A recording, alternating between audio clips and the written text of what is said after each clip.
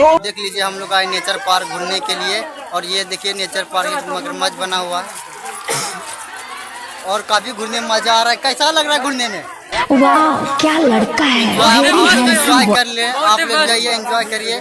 थोड़ा थोड़ा बारिश हो रहा है रिमझिम मगर चलता है। और ये मेरा भाई है, यहाँ पे देखिए मगरमच्छ यहाँ पे बना हुआ है। यहाँ पे कैसा लग रहा है? कुछ खास नहीं लग रहा है लेकिन मार से बहुत ज्यादा